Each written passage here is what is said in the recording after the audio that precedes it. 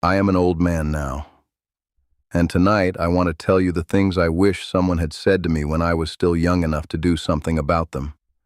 Because there are lessons that almost no one learns in time. We learn them too late. We learn them when the lesson can no longer change the shape of the life, only soften the end of it. The old ones called these the slow truths, because they arrive slowly, and usually after the door has already closed. I have watched strong men weep on their last beds, not from pain, but because they understood, all at once, something they could have understood 40 years sooner. So stay with me a while. If even one of these reaches you while there is still time to use it, then this old man will have done his work tonight.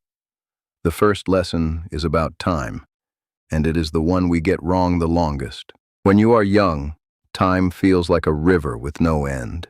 You stand on the bank and you watch it go by, and you think, there is always more. I will mend that friendship next year. I will make that trip when things settle down. I will sit with my father when the work is lighter. There was a man in the valley where I was raised, a good man, who said next year for 30 years. Next year he would rest. Next year he would learn to be still. And then one autumn, there was no next year for him, and all those next years went into the ground with him, unspent. My grandfather used to say, "You cannot gather water that has already passed you in the river. The water you have is the water in front of you right now. That is all you are ever given. Not the water upstream, which has not reached you, and not the water downstream, which is already gone. Only this. The leaf that falls in autumn does not beg for one more summer. It lets go while it is still bright. We are the only creatures who waste the season we are in by reaching for the one that has not come. The second lesson is about people, and it is the one that costs the most. I have never once in all my years heard a dying person wish they had spent more time at their work. Not once. But I have heard them, so many times, speak the names of people. A wife they stopped truly seeing somewhere in the middle years, a son they meant to call, a friend they let drift away over something so small that at the end they could not even remember what the quarrel had been about. We spend the strong years chasing things, a bigger house, a finer horse, a name that other people will respect, and we tell ourselves we are doing it for the ones we love. And then we look up and the ones we love have grown and gone, and the things we chased are just things sitting in rooms that someone else will own when we are gone. My grandmother kept a poor house and a full table, and she said the table was the only wealth that ever mattered, because you cannot eat a fine house, and a fine house cannot hold your hand. Gather people, not things. The things stay behind. The people you carry, and they carry you. Before I go on to the third, let me say one quiet thing, and then I will leave it alone. Everything I am sharing tonight, and a great deal more that will not fit into one evening, I gathered into a small book, because I did not want it to die with me. It is called The Native Way, and the link is below this video, and you may read it or not, as you choose. But stay with me now, because the next lesson is the one I most needed to hear and learn the latest. The third lesson is about fear, and how much of our lives it quietly steals. Most of the things you are afraid of will never happen. I want you to hear that the way the old ones meant it. We spend our days bracing for storms that never come. We lie awake rehearsing disasters. We carry tomorrow's troubles on top of today's, and we live, most of us, in a low and constant fear of a future that, when it finally arrives, looks almost nothing like what we feared. There was a winter the whole village dreaded. The elders had seen the signs, they said, and a hard cold was coming that would take the week. People did not sleep. People grew gray with the worry of it. And that winter came soft as a blanket, the mildest in memory, and the children played outside in it. My grandmother only laughed and said, "You suffered the whole winter in autumn, and then autumn was all you got. Fear is a liar that charges rent. It takes the one life you have and makes you pay for 100 lives that never arrive. The old ones were not fearless. They simply refused to die 1,000 times before the one death that was actually theirs. The fourth lesson is about the words we do not say. There is a particular grief that the old know and the young cannot yet imagine, and it is the grief of the unsaid thing, the apology you meant to make and did not, the love you assumed they already knew, and so you never spoke it aloud, and then one day there was no one left to speak it to. I knew two brothers once who let a single hard word grow into 19 years of silence. 19 years. They lived in the same valley, they passed on the same road, and neither would be the first to speak because each was waiting for the other, and pride is patient. Pride will wait your whole life if you let it. One of them died still waiting, and I watched the other man stand at that grave and say the words at last, the words that had been ready for 19 years, to a man who could no longer hear them. Do not wait.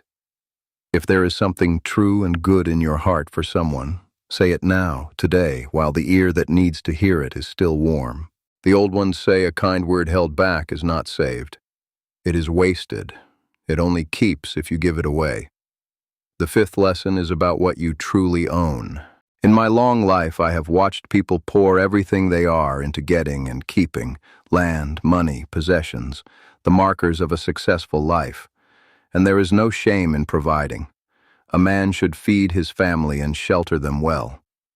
But somewhere it turns, and the things we own begin to own us, and we spend the only hours we will ever have guarding a pile that we cannot take one single grain of with us. I have sat with the wealthy at the end, in their large and silent houses, and I have sat with the poor at the end, in small rooms full of grandchildren, and I will tell you plainly which deathbed I would choose. My grandfather had almost nothing, and he used to hold up his two open hands and say, I came in with these empty, and I will go out with these empty. So the only thing that was ever really mine was what I did with them in between. What you keep is not what you gather. What you keep is what you give, what you build in another person, the kindness that outlives the hand that gave it. The river does not keep the water. It keeps moving, and that is why it stays alive. And the sixth lesson, the last one, is the one that holds all the others. We are almost never where we are. We eat one meal while planning the next. We rush through this year to get to a better one. We are so busy becoming that we forget to simply be, and a whole life can pass that way. A long blur of getting ready to live that somehow never becomes the living. The old ones knew a secret that the young chase their whole lives in every wrong direction. The secret is that this, right here, is it. This ordinary moment, this breath, this plain afternoon light, this is the life. Not the one coming after you fix the last problem. There is always a last problem. My grandmother, near the very end, when she had every reason to grieve what she was losing, would take my hand each morning and say only 4 words. Thank you for this. Not thank you for more. Thank you for this. She had learned, finally, to stand in the river instead of staring up it and down it. And I am telling you tonight so that you might learn it a little sooner than she did, and a great deal sooner than I did. Let me gather them now the way my grandmother gathered her herbs into one bundle before the cold. That time is a river, and the only water that is yours is the water in front of you. That in the end it is people, never things. That most of what you fear will never come, and the fearing of it is the only real loss. That the kind and true word held back is not saved but wasted. That you keep only what you give away. And that this plain moment, the one you are in right now, is not the waiting room for your life.